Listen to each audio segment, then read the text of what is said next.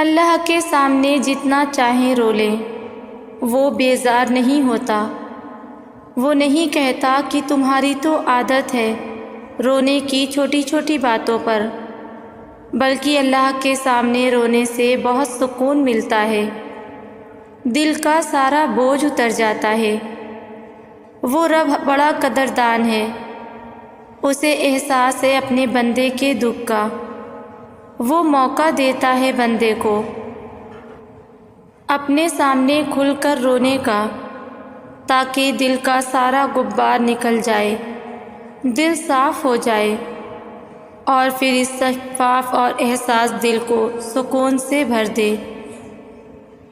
دیر کا مطلب انکار نہیں ہوتا، ورنہ اللہ کبھی حضرت یعقوب علیہ السلام کو حضرت یوسف علیہ السلام سے نہ ملواتا۔ بالکل اسی طرح اللہ کے یہاں دیر ہے، اندھیر نہیں۔ بس ہمیں مایوس نہیں ہونا چاہیے، کوشش کرتے رہنا چاہیے۔ اللہ پاک ضرور آپ کے حق میں بہترین فیصلہ کریں گے، بس اس سے امیدیں جوڑے رکھو اور مسلسل رابطے میں رہ کر دستک دیتے رہو، حاضری لگاتے رہو کہ میں حاضر ہوں میرے مولا، بس تیری کن کا منتظر ہوں۔ کیوں نصیب کا لکھا سمجھ کر ہار مان لی تم نے؟ کیا تم نہیں جانتے دعا سے نصیب کو لکھے ہوئے کو بھی بدلنے والا تمہارا اللہ تمہارے ساتھ ہے؟ کیوں ادھورے خوابوں کو ناممکن سمجھ بیٹھے تم؟ کیا تم نہیں جانتے معجزوں پہ قدرت رکھنے والا تمہارا اللہ تمہارے ساتھ ہے؟ دل کا بوجھ اللہ کی بارگاہ میں رونے سے ہلکا ہو جاتا ہے، جہاں نہ ماضی کا تانا ملتا ہے اور نہ ہی مستقل کا خوف، صرف کرم کی چادر سے ڈھانپ دیا جاتا ہے۔ بس ایک سجدہ اور نم آنکھیں، دل کو سکون سے لبریز ہو جائے گا۔ اللہ کے علاوہ کوئی ہماری تکلیف درد نہیں سمجھ سکتا ہے۔ لوگ ہمارا رونا ایک حد تک برداشت کرتے ہیں اور پھر تنگ آ جاتے ہیں۔ لوگ ہمیں صرف نارمل دیکھنا چاہتے ہیں۔ اللہ کے سوا کوئی نہیں سمجھ سکتا کہ ہم کیا محسوس کر رہے ہیں، کیا گزر رہی ہے ہمارے پر۔ اللہ کے سوا کسی کے سامنے اپنے دکھ غم بتانا سراسر بے وقوفی ہے، کیونکہ اس بھاگتی زندگی میں کسی کے پاس اتنا وقت نہیں ہے کہ وہ ہماری تکلیف سنے اور اس کو محسوس کرے۔ اللہ یقین والوں کے لیے راستے بناتا ہے، اور جانتے ہو یقین والے کیسے ہوتے ہیں؟ کہ جب ان کی دعائیں بھی ان کے مخالف ہو جائیں، وہ تب بھی اللہ سے مانگنا نہیں چھوڑتے۔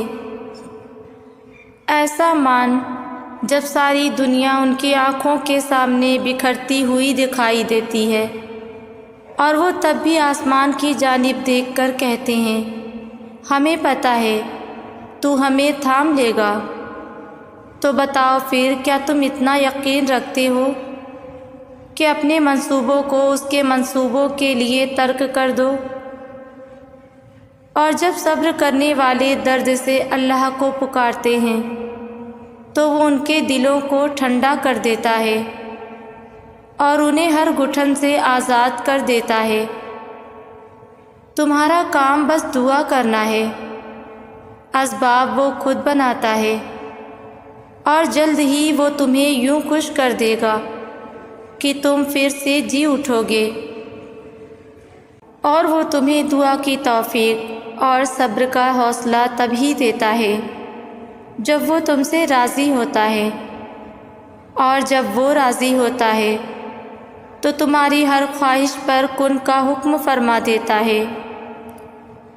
جب خدا انسان کے نصیب میں کوئی چیز لکھ دیتا ہے تو وہ اس کو ضرور ملتی ہے، لیکن وہ چیز انسان کے پسندیدہ وقت پر ملے یہ بات ضروری نہیں۔ اللہ کی مصلحت انسان کی محدود سوچ سے کئی زیادہ ہے، اور اس کا مقرر وقت بھی، کیونکہ جب وہ عطا کرتا ہے تو ہمیں ہر مشکل سے بڑا صلہ دیتا ہے، اور جب وہ ہمیں کسی شے سے دور کرتا ہے تو یہ بھی اس کی نعمت کی ایک شکل ہوتی ہے۔ اصل بات بس انسان کے ایمان اور اس پر توکل کی ہے۔